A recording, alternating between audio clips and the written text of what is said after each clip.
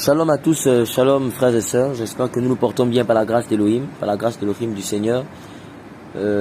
Seigneur, nous te rendons grâce, nous te remercions, nous te louons, toi qui es vivant, d'âge en âge, d'éternité en éternité. Nous voulons encore t'exalter, Seigneur. Merci Yeshua pour le souffle de vie. Merci Père parce que tu permets que nous soyons encore là avec toi, que nous soyons encore vivants, Seigneur, pendant qu'il y a d'autres qui sont morts, mais nous sommes là, Seigneur, c'est par ta grâce. Nous reconnaissons ta grâce, Seigneur. Nous reconnaissons ta grâce, Père. Que la gloire te revienne au nom de Yeshua. Et nous avons prié, nous disons Amen. Voilà, frères et sœurs, j'ai à cœur de partager sur le passage de 1 Corinthiens 8, verset 2. Voilà, nous allons parler de la connaissance du Seigneur, la connaissance d'Élohim. Comment connaître Elohim ou encore comment approfondir sa relation avec Elohim. Qui est Elohim? Voilà donc la connaissance d'Elohim, du Seigneur Yeshua.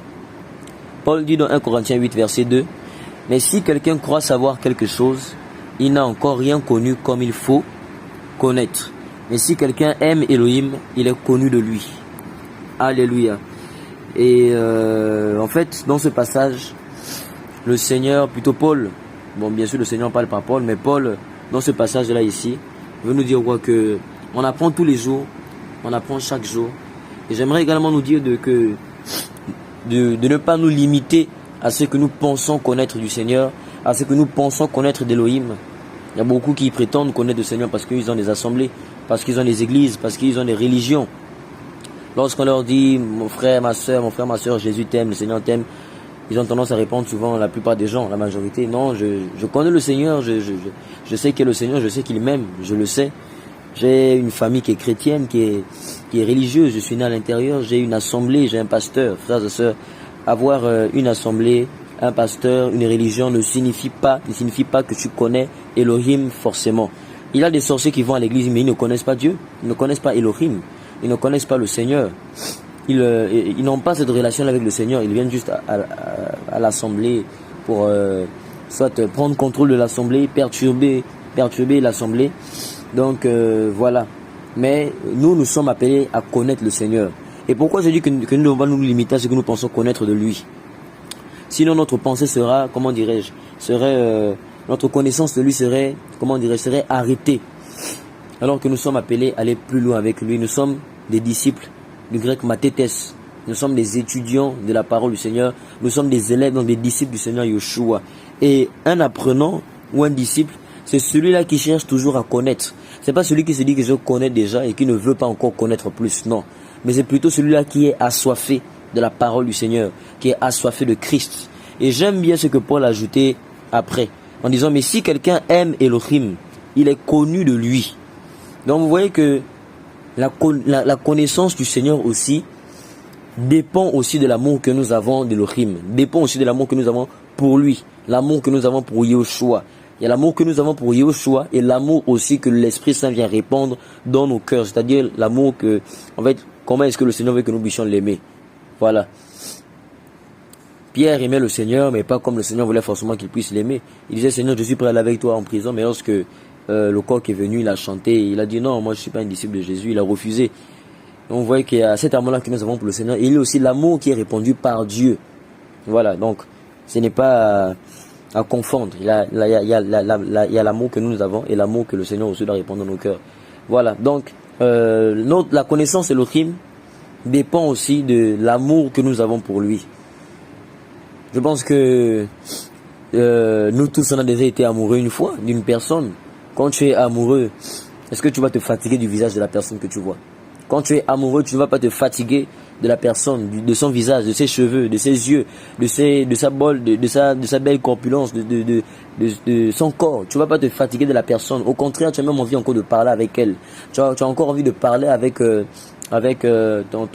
bien-aimé. Tu as envie de rester auprès de la personne. Même si vous avez fait 2 heures ensemble, le lendemain, tu auras encore envie de voir la personne. En fait, il y a ce désir-là qui attire les uns, qui attire l'un de l'autre. Et qui attire aussi l'autre vers l'un, enfin, qui attire les deux. Il y a cet amour-là réciproque qu'il y a entre les deux personnes. Et il faut également savoir une chose, c'est que le Seigneur, contrairement à nous qui tombons amoureux et qui voyons la même personne tous les jours, lui, le Seigneur Yeshua change de face. Le Seigneur Yoshua change de face dans quel sens? Il se manifeste de plusieurs manières. Il s'est manifesté de plusieurs manières aux prophètes, à Moïse, à Aaron, à Élie, à Élisée. Il s'est par exemple manifesté à Abraham comme étant le El Tout-Puissant, El Shaddai. Il s'est manifesté au peuple d'Israël sous plusieurs formes, sous Yahweh Yireh, Yahweh Rapha, Yahweh Shalom, Yahweh Tsevaot. Il s'est non seulement révélé à Abraham comme Yahweh, comme El Shaddai, mais aussi s'est révélé comme Yahweh Yireh, le El qui pourvoit. Donc vous voyez que le Seigneur a plusieurs façades. Il s'est révélé à Jean d'une différente manière également. Et lorsque vous lisez même le livre de l'Apocalypse, Apocalypse qui vient du grec apocalypsis, qui signifie simplement révélation, qui vient du grec qui vient du verbe grec apocalypto qui signifie révéler. Et si vous commencez à lire même le livre d'Apocalypse chapitre 1, Apocalypse ne signifie pas ce qu'on voit dans les films d'Hollywood, là on voit les catastrophes naturelles. Bon, il représente ça ainsi par rapport à tous les faits, les phénomènes naturels qui sont expliqués dans le livre de l'Apocalypse. Mais le mot Apocalypse n'a rien à y voir avec toutes ces choses. Apocalypse, c'est pas ce qu'on voit, les catastrophes naturelles qu'on demande dans les films là. Apocalypse signifie simplement révélation. Et si vous commencez à lire le livre de l'Apocalypse, Apocalypse chapitre 1 verset 1, vous allez voir que l'apôtre Jean également va commencer en disant révélation de Yahushua, de Jésus-Christ. Prenons même le passage, Apocalypse chapitre 1 verset 1. Révélation de Yahushua Mashiach, qu'Élohim lui-même a donné pour montrer à ses esclaves les choses qui doivent arriver avec promptitude. Et il l'a fait connaître par l'envoi de son ange à Yohanan, à Jean son esclave. Alléluia. Alors vous voyez ici que le Seigneur se révèle. Je peux dire que on doit pas se dire qu'on connaît le Seigneur, mais comment est-ce que je peux dire ça? Le Seigneur se vit, le Seigneur s'expérimente, le Seigneur se vit, le Seigneur s'expérimente. Et je pense que c'est aussi un peu la même chose que nous avons eu à parler dans la vidéo qui est Yahushua pour toi, dans l'exhortation qui est Yahushua pour toi. Pour ceux qui n'ont pas encore peut-être regardé la prédication, vous pouvez voir dans la chaîne, il y a cette vidéo, il y a cette prédication là qui est Yahushua pour toi. Donc vous voyez que le Seigneur se vit, le Seigneur s'expérimente avec nous. Le Seigneur s'expérimente. Vous allez voir la vidéo soit en haut plutôt la prédication, l'exhortation en haut de la vidéo, ou bien dans la description en bas. Cliquez juste sur la description et vous verrez la prédication. Donc vous voyez que le Seigneur se révèle, le Seigneur se vit. Paul a pu dire que l'évangile ne consiste pas seulement en parole mais en puissance. Et le Seigneur est tel un fleuve intarissable qu'on ne peut jamais cesser de connaître, qu'on ne cesse jamais d'apprendre qui il est. Voilà pourquoi j'aime ce que Paul a dit, que si quelqu'un croit savoir quelque chose, il n'a pas encore connu comme il faut connaître. Nous sommes comme des récepteurs, nous sommes comme des passoires qui sommes censés recevoir l'eau du Seigneur, la parole du Seigneur. Elohim est grand, tellement élevé qu'on ne peut connaître qui il est en fait. Voilà pourquoi lorsqu'il a même voulu, lorsque Moïse a voulu savoir qui est-il, il a dit à Moïse, je suis qui je serai. Bon, les versions traduisent je suis qui je suis. Normalement, dans les écritures hébraïques, dans les écritures originales, c'est Ehie, Asher, Ehie. Ce qui donne en français normalement, littéralement, je serai qui je serai, ou encore je suis qui je serai. Voilà. Donc en fait, simplement pour dire que le Seigneur est, il est celui qu'il est, il est l'existence en personne, et nous sommes appelés à connaître cette existence, nous sommes appelés à connaître ce Seigneur. Donc nous sommes comme cet arbre là, comme dit Psaume 1. Béni à l'homme qui ne marche pas selon le conseil des méchants, qui ne s'arrête pas sur la voie des pécheurs, qui ne s'assied pas en compagnie de mon cœur, mais qui trouve plaisir dans la loi de Yahweh et qui la médite jour et nuit. Il est semblable à un arbre planté près d'un ruisseau. Donc nous sommes comme aussi cette femme samaritaine. Prenons même le passage, comme la femme samaritaine qui était venue au puits pour puiser de l'eau.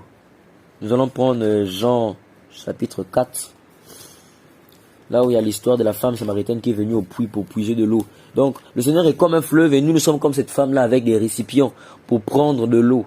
Pour prendre de l'eau parce que le Seigneur est infiniment grand. Exemple, est-ce que vous pouvez prendre toute la mer et avaler la mer? Non, c'est pas possible. Déjà qu'on a des petits corps, je ne pense pas qu'on serait possible, que l'on serait capable d'avaler toute une mer entière. Je ne pense pas qu'on serait capable d'avaler tout un océan. tout un océan, ce serait impossible en fait. Ce serait impossible. Et le Seigneur, justement, il est comme un océan et nous sommes là avec les récipients.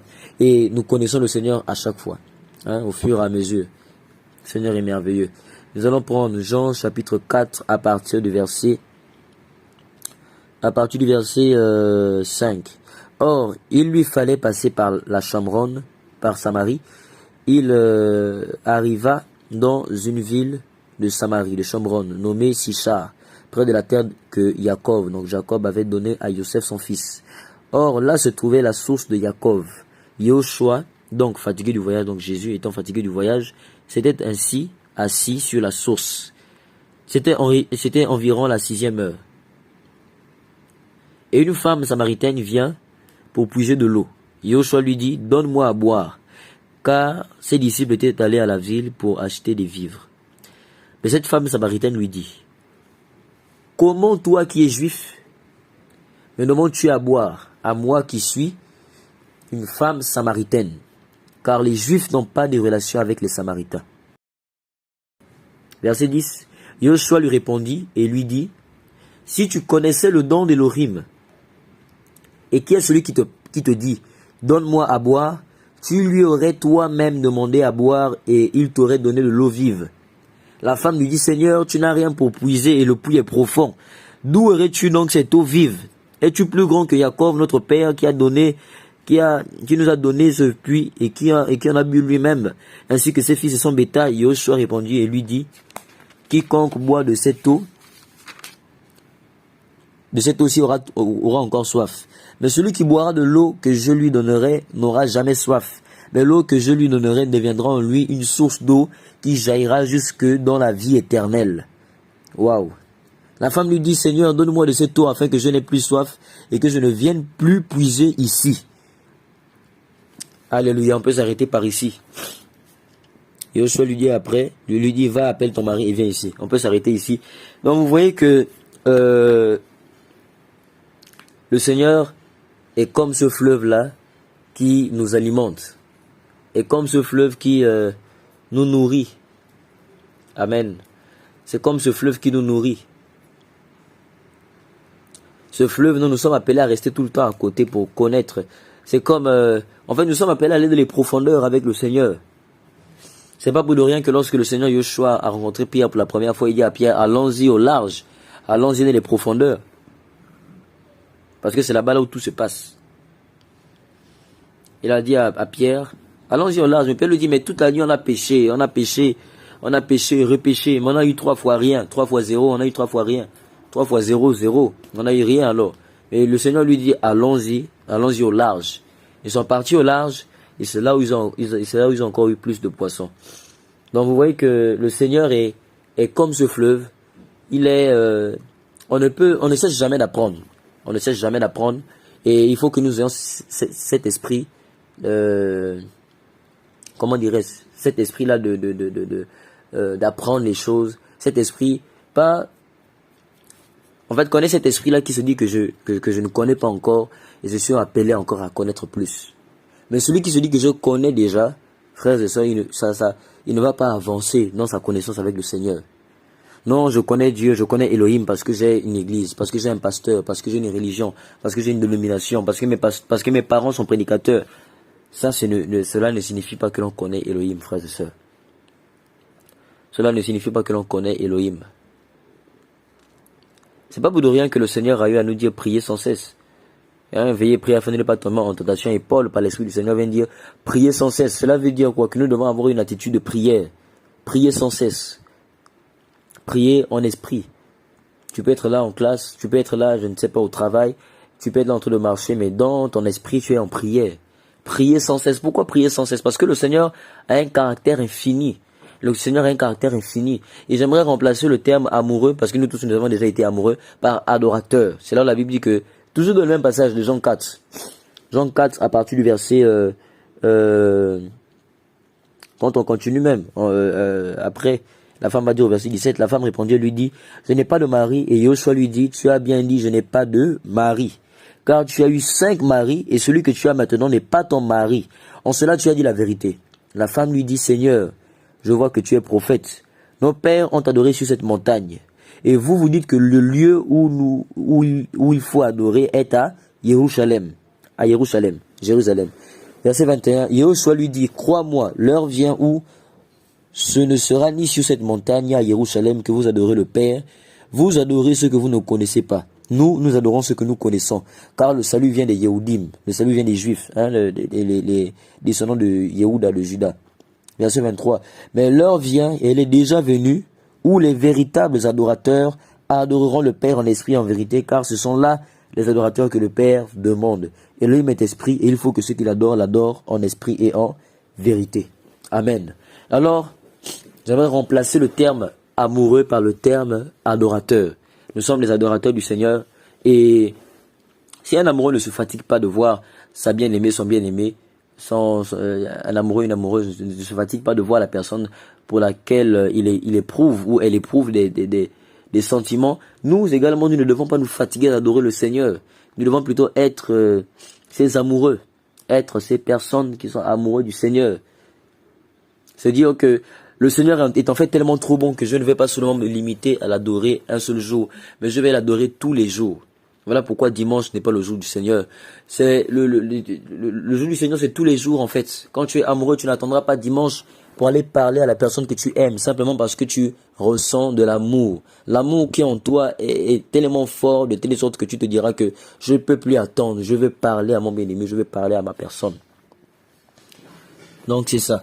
Nous devons avoir cet esprit-là de disciple, cet esprit d'écoute, cet esprit en fait de sensibilité à la parole du Seigneur, cet esprit d'écoute, c'est-à-dire apprendre toujours, apprendre. Et ne jamais se dire que non, je connais, non. Nous sommes les disciples, nous demeurons les disciples. Nous demeurons les disciples et nous sommes les apprenants, nous sommes appelés à connaître le Seigneur. Donc, c'est ça, connaître Elohim.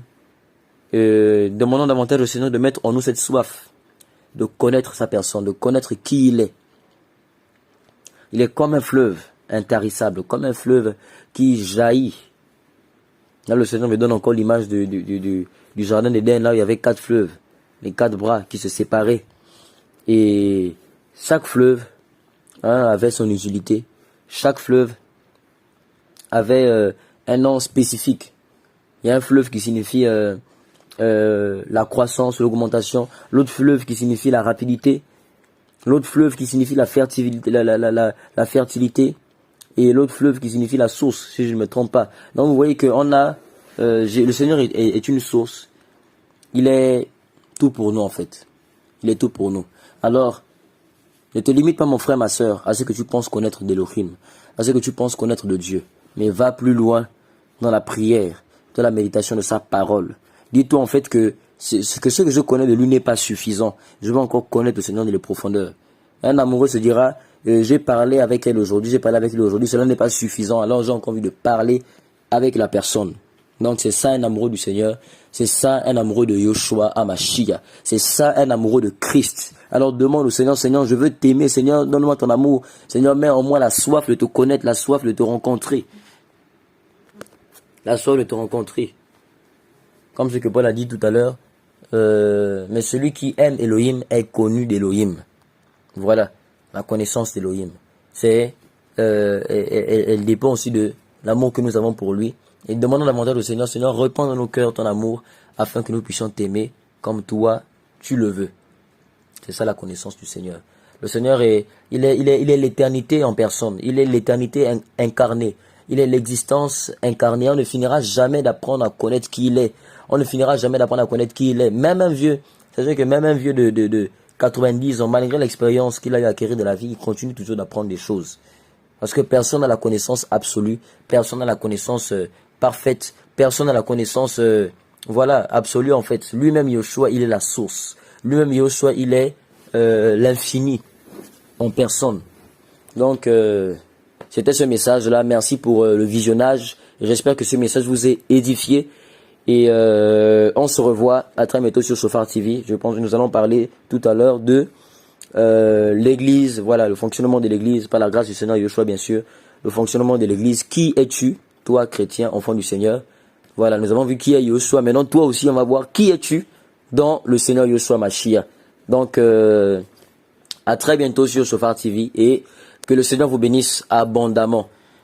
Alléluia. Amen.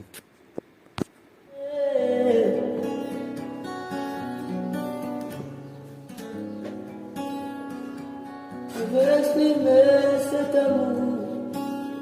cet amour exprimable, mon roi, cet amour inexplicable, mon Père.